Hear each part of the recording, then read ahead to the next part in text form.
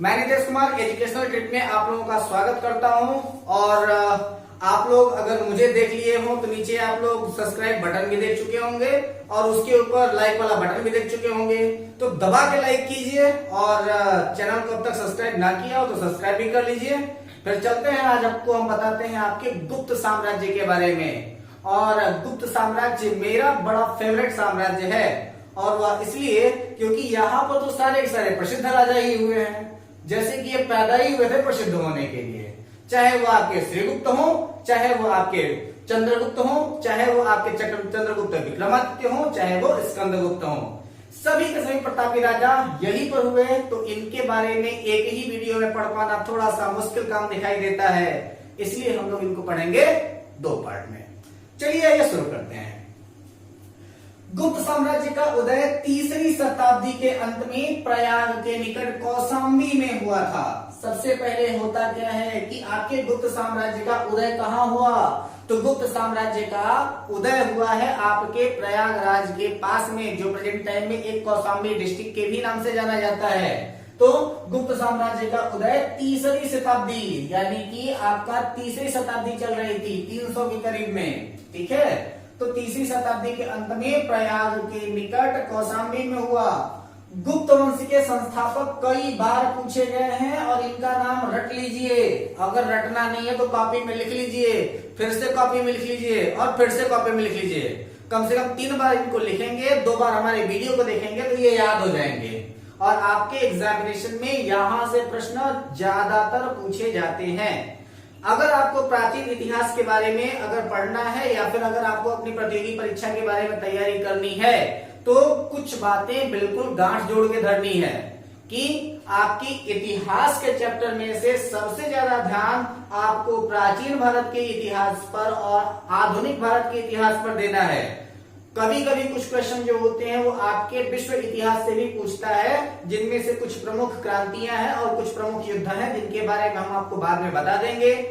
अगर आपको मध्यकालीन भारत से प्रश्न के बारे में पूछा जाता है तो सिर्फ और सिर्फ केवल कुछ लोगों को पढ़िए, गुलाब खिले तो सुंघलू महक, और इनमें सबसे ज्यादा प्रश्न जो पूछा जाता है वह आपके मुगल साम्राज्य से है। तो इनको तो आप बिल्कुल छोड़ ही नहीं सकते।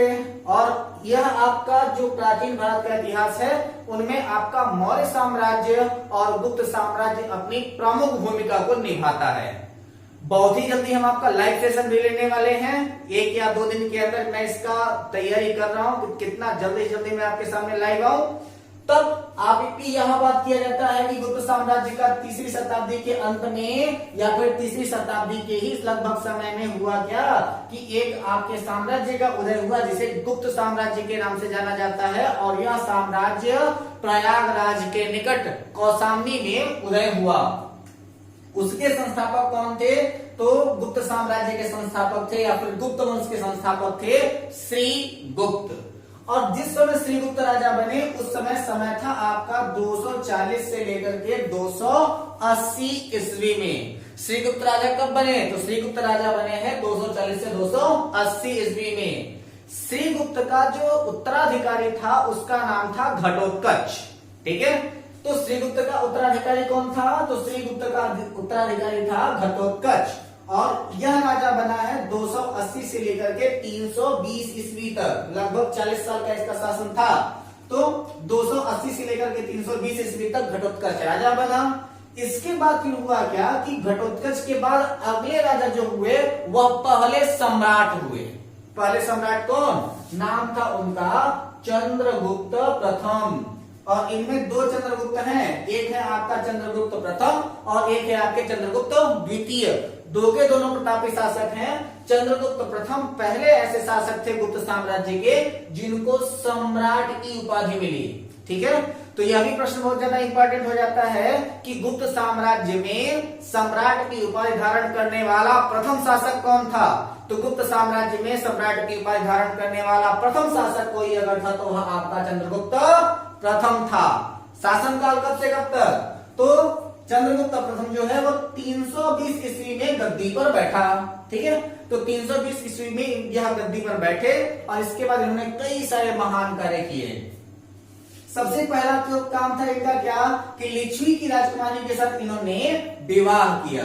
तो चंद्रगुप्त प्रथम का विवाह किनके साथ हुआ था? तो चंद्रगुप्त प्रथम का विवाह लिच्छवी की राजकुमारी कुमार देवी के साथ हुआ था। मेरा नाम क्या? नितेश कुमार। और चंद्रगुप्त प्रथम की पत्नी का नाम क्या? कुमार देवी। ठीक है, तो चंद्रगुप्त प्रथम ने लिच्छवी की राजकुमारी कुमार देवी के साथ विवाह किया और इन्होंने महाराजाधिराज की उपाधि धारण की। कौन कौन सी उपाधियां हो गई? 2 उपाधियां हो गई, ध्यान दीजिएगा। एक उपाधि और आएगी, कौन सी? तो सबसे पहले इन्होंने सम्राट की उपाधि धारण की, इसके बाद इन्होंने महाराजाधिराज की भी उपाधि धारण की है। ठीक है, और इसके बाद फिर इन्होंने क्या किया कि एक संवत की भी शुरुआत की जिसे गुप्त संवत के नाम से जाना जाता है। और गुप्त संवत की शुरुआत कब से हुई? 319 से 320 के करीब में मानी जाती है। इसका कोई साक्ष्य प्रमाण नहीं है, तो ऐसा मान लिया जाता है कि यह 319 से लेकर के 320 के आसपास गुप्त संवत की शुरुआत हुई। और शुरुआत किसने किया? चंद्रगुप्त प्रथम ने किया। बहुत ही इंपॉर्टेंट प्रश्न है, अगर ये छूटा तो क्या पता आपका 1 नंबर भी छूट जाए, इसलिए इसको तो अपने नोट में जरूर डाल लीजिएगा। चलिए, चंद्रगुप्त का उत्तराधिकारी समुद्रगुप्त था, नेपोलियन ऑफ द इंडिया। इसे भारत का नेपोलियन भी कहा जाता है। और भारत का नेपोलियन क्यों कहा जाता है? क्योंकि इसने 12 उत्तर के राजा यानी कि आर्य और 14 दक्षिण के राजा को इन्होंने पराजित किया हुआ था। तो यहां पर क्या है कि चंद्रगुप्त का उत्तराधिकारी कौन था? तो वह आपका समुद्रगुप्त था, जो 325 ईस्वी में गद्दी पर बैठा। यानी कि चंद्रगुप्त प्रथम कब से कब तक था? तो वह आपका 320 से लेकर के 335 तक था। इसके बाद समुद्रगुप्त गद्दी पर बैठा कब? आपके 335 से लेकर के आपके आगे का शासनकाल तक इन्होंने गद्दी संभाली थी। ठीक है, तो लगभग इन्होंने 335 में अपना कार्यभार जब लिया तो 335 से लेकर के 380 ईस्वी तक इनका कार्यकाल था। ठीक है, वहां पर ऐसा कहा जाता है कि इन्होंने आर्यों के कुल 12 राजाओं को पराजित किया था, लेकिन उन 12 में से कुछ ऐसा माना जाता है कि आपको कई सारी ऐसी किताबें मिलेंगी, जैसे कि जहां से मैंने यह साक्ष्य उठाया है वहां पर आपके 9 राजाओं का प्रमाण मिला। लेकिन जब आप और अधिक प्रतियोगी परीक्षाओं की तैयारी करेंगे, सिविल वगैरह की परीक्षाओं की तैयारी करेंगे, तो वहां पर आपको पता चलेगा कि वह 12 राजा थे। क्योंकि कुछ युद्ध ऐसे थे जो 2 राजा एक साथ मिलकर के लड़े हुए थे। ठीक है, तो चलिए, इसमें आर्यावर्त के 9 शासकों मतलब 9 युद्ध। ठीक है, 9 शासकों का मतलब 9 राजा नहीं बल्कि 9 युद्ध। ठीक है, और दक्षिणावर्त के 12, मैंने आपको बताया क्या 14 ना, तो ये क्या है आपका 12, मतलब वहां पर भी कुछ राजा ऐसे थे जो साथ में मिलकर के युद्ध किए थे। तो इन्होंने आर्यावर्त के 9 और दक्षिणावर्त के 12 शासकों को पराजित किया। अब आपके दिमाग में ये क्वेश्चन आ गया होगा कि यहां पर जब हमको क्वेश्चन पूछा जाएगा कि हम लोग कि आर्यावर्त के कितने राजा, तो आप 9 लगाएंगे कि 12? तो मैं आपसे कहता हूं 9 लगाइएगा, क्योंकि एनसीईआरटी का प्रमाण 9 कहता है। और लुसेंट भी आपका 9 को ही बताता है, 9 बताता है, और दक्षिणावर्त के 12 को ही बताता है। इसके बाद अगर आप किरण पब्लिकेशन में जाइए तो किरण पब्लिकेशन भी आपका 9 और 12 ही कहता है। लेकिन अगर आप वास्तविकता में मिसलेनियस की किताब उठा करके देखेंगे, मुरलियस की किताब उठा करके देखेंगे, तो वहां पर आपके 12 और 14 का प्रमाण है। तो आप ज्यादातर एनसीईआरटी, लुसेंट या फिर किरण के ऊपर भरोसा कर सकते हैं आपके भारत की प्रतियोगी परीक्षाओं की दृष्टि से, उत्तर प्रदेश की प्रतियोगी परीक्षाओं की दृष्टि से। तो आप 9-12 को ही टिक करके आएंगे, मेरी यही रिक्वेस्ट रहेगी आप लोगों से। ठीक है, तो इसमें आर्यावर्त के 9 शासकों और दक्षिणावर्त के 12 शासकों को पराजित किया था। इसकी वजह से इनको नेपोलियन कहा जाने लगा। कहां का? भारत का। ये कौन है? समुद्रगुप्त भारत के नेपोलियन है, नेपोलियन ऑफ इंडिया। ये भी बात नोट में डाल लीजिए, हो सकता है कि आपके एग्जाम में ये पूछा जा सके, क्योंकि कई बार ये क्वेश्चन पूछा गया है कि गुप्त साम्राज्य के किस शासक को भारत का नेपोलियन कहा जाता है। एक छोटा से बच्चे से लेकर के आपके हायर एग्जामिनेशन तक यह प्रश्न बार बार पूछा गया है, बार बार पूछा जाता है, 1000 बार पूछा जाता है। तो ये आपका सबसे ज्यादा इंपॉर्टेंट प्रश्न है, इसको अपने नोटबुक में जरूर डाल लीजिएगा।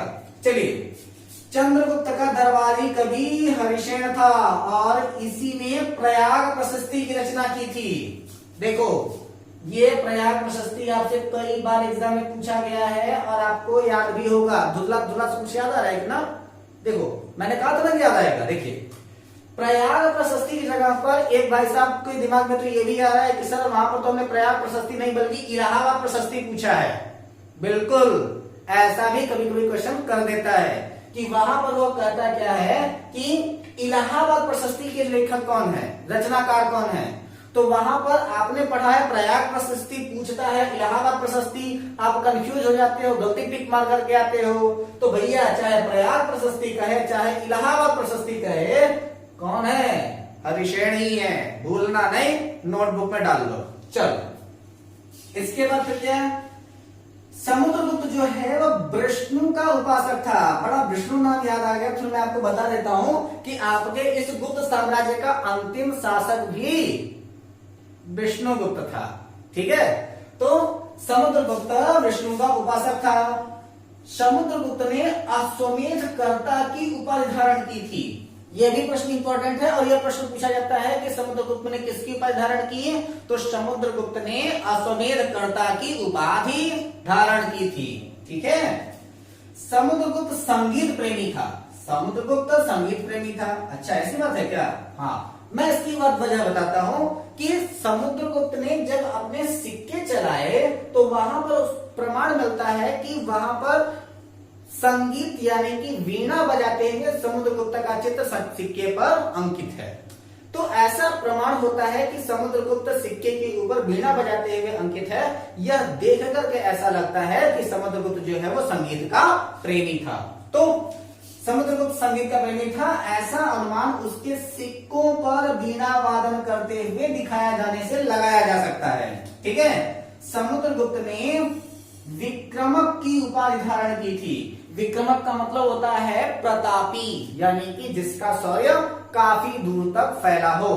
तो समुद्रगुप्त ने विक्रमक की उपाधि धारण की। इसे कविराज भी कहा जाता है, यानी कि यह लेखक और रचनाकार में विश्वास रखता था, यानी कि लेखन और कवि की कल्पना इसके अंदर विद्यमान थी। वो कहते हैं ना, जहां न पहुंचे रवि वहां पहुंचे कवि। तो यह एक बहुत बड़ा कवि ही माना जाता था, इसलिए इसे कविराज भी कहा जाता था। किसे? समुद्रगुप्त को।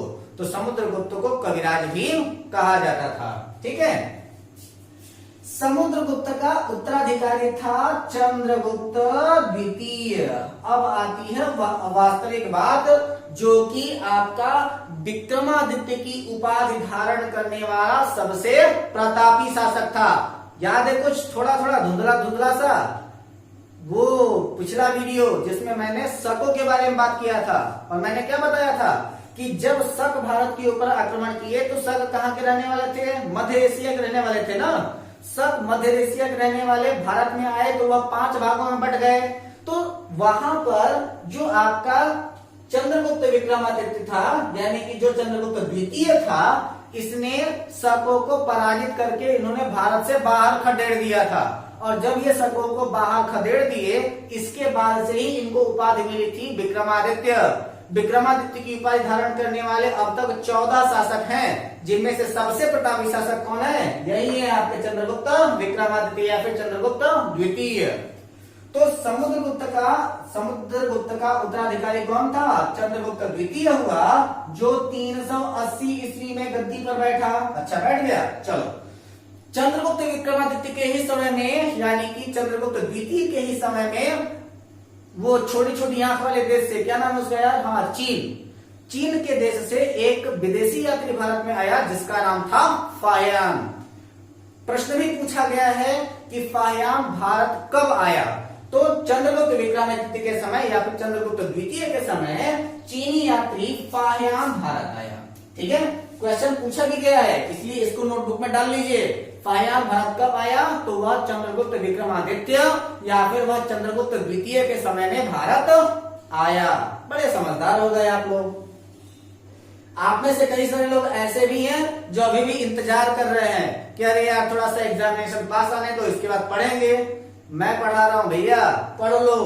और जब आप इस मौके को चूके तो एग्जामिनेशन आने पर बहुत बड़ा भार रहेगा, इसलिए थोड़ा थोड़ा पढ़ाता जा रहा हूं, थोड़ा थोड़ा पढ़ते रहो। आपको भी मजा आएगा, मुझे भी मजा आएगा। सो देखिए आगे की बात क्या है भैया, शकु के विजय के उपलक्ष्य में चंद्रगुप्त द्वितीय या फिर चंद्रगुप्त विक्रमादित्य ने चांदी के सिक्के चलवाए थे।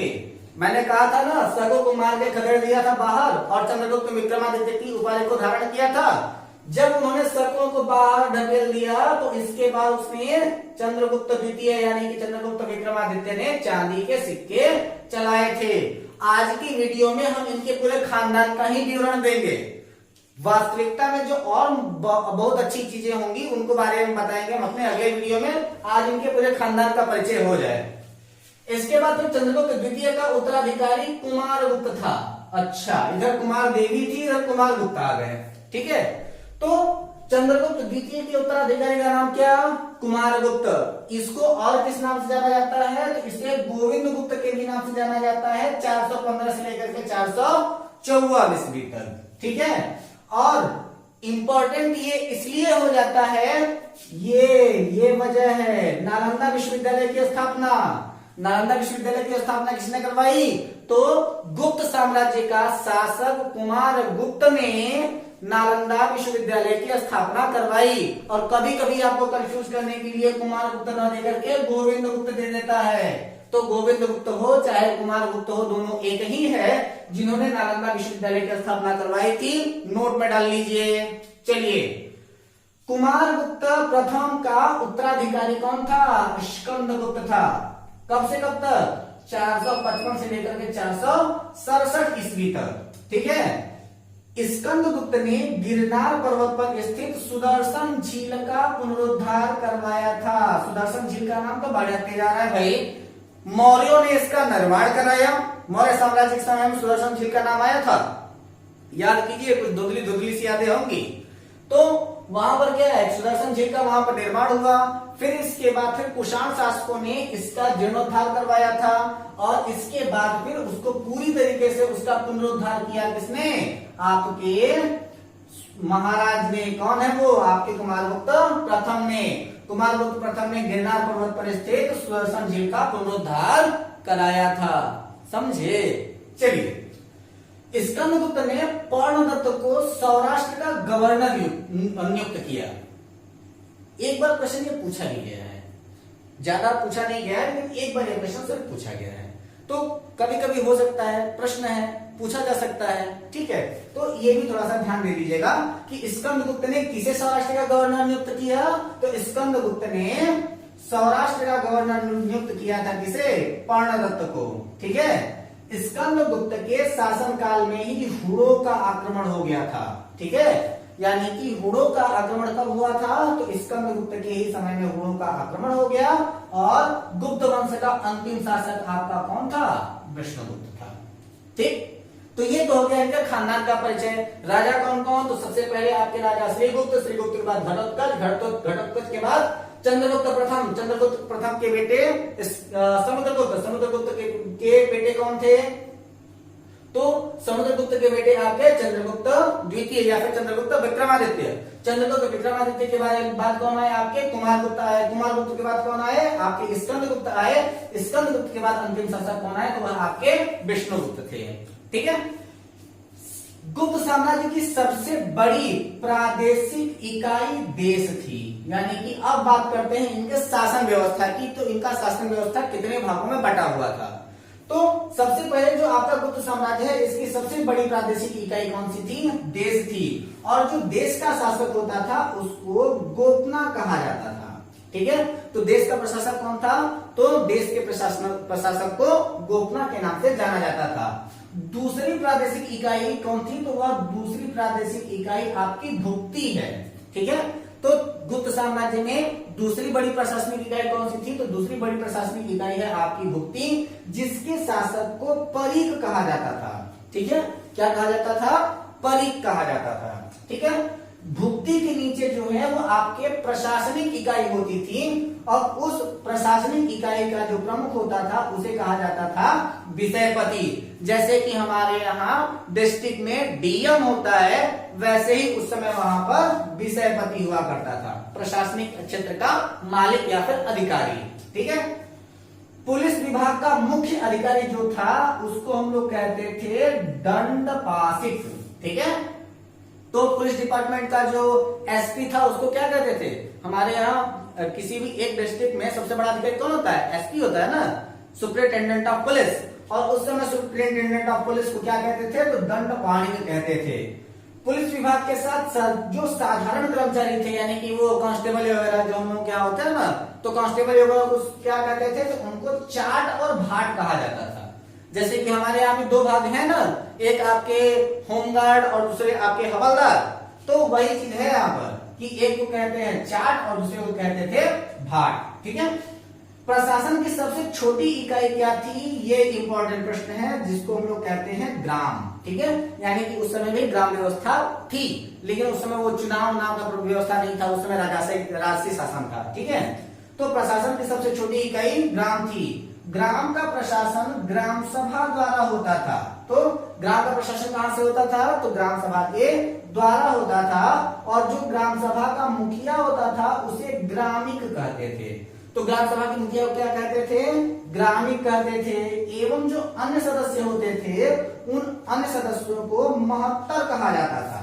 ठीक है, तो ग्राम सभा के अन्य सदस्यों को क्या कहा जाता था? तो ग्राम सभा के अन्य सदस्यों को महत्तर के नाम से जाना जाता था।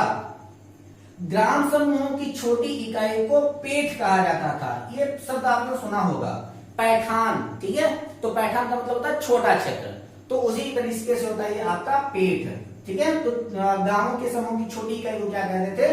पेठ कहा जाता था। ठीक है, गुप्त शासक कुमार गुप्त के दामोदरपुर ताम्रपत्र में भूमि बिक्री संबंधी अधिकारियों के क्रियाकलापों का उल्लेख है। ठीक है, तो उस समय जो आपका कुमार गुप्त था, जो कि गुप्त शासक है, तो गुप्त शासक कुमार गुप्त ने दामोदरपुर के लिए एक ताम्रपत्र जारी किया था, जिसमें भूमि की बिक्री से संबंधित कुछ नियम बताए थे, कुछ क्रियाकलाप बताए थे, उसका उल्लेख किया गया था। ठीक है, तो भूमि बिक्री का सबसे पहला प्रमाण भी यहीं से मिलता है। ठीक है, कहां से? इस ताम्रपत्र से। ठीक, भू राजस्व का कुल उत्पादन का 1/4 भाग, यानी कि 3 भाग मालिक का, 1 भाग राजा का। ठीक, तो भू राजस्व के कुल उत्पादन का 1/4 भाग से 1/6 भाग हुआ करता था। यानी कि भूमि का राजस्व कितना लिया जाता था? कुल उत्पादन का 1/4 भाग या फिर 1/6 भाग लिया जाता था। सिंचाई के लिए रहट या घंटी यंत्र का उपयोग होता था। सिंचाई के लिए किसका उपयोग होता था? तो इसके लिए रहट का उपयोग होता था या फिर घंटी का उपयोग होता था। यह आपकी 2 इकाइयां मानी जाती थी। ठीक है, इसके बाद आपको बताइए कि आगे क्या होने वाला है। शेष अगले भाग में मिलते हैं अपने अगले वीडियो में, ऐसे ही कुछ और महत्वपूर्ण तथ्यों के साथ। तब तक जुड़े रहे हमारे वीडियो के साथ। अब तक भी हमारे इस चैनल को सब्सक्राइब नहीं किया है तो देख क्या रहे हो? देखो वो लाल वाली बटन दिखाई दे रही है ना, अगर आपने सब्सक्राइब कर दिया होगा तो आपको तो दिखाई नहीं देगी, लेकिन जिसने सब्सक्राइब नहीं किया होगा तो उनको ये देखो लाल वाली बटन दिखाई दे रही है, इसको दबा करके बगल में घंटी है उसे दबा के ऑल कर दो, ताकि हमारे हर एक वीडियो की नोटिफिकेशन आपको मिलती रहे। हमारे इस वीडियो को इस साइड देखो, वो जो आपका ऐसे दिखाई दे रहा है सिंबल लाइक वाला, उसको दबा दो। इसके बाद फिर हमारे अगले वीडियो का इंतजार करो, जिसमें हम आपको गुप्त साम्राज्य के बारे में और भी महत्वपूर्ण चीजों के बारे में बताएंगे। तब तक घर पे रहिए, हंसते रहिए, मुस्कुराते रहिए, अपना और अपनों का ख्याल रखिए। नमस्कार, जय हिंद, टेक केयर।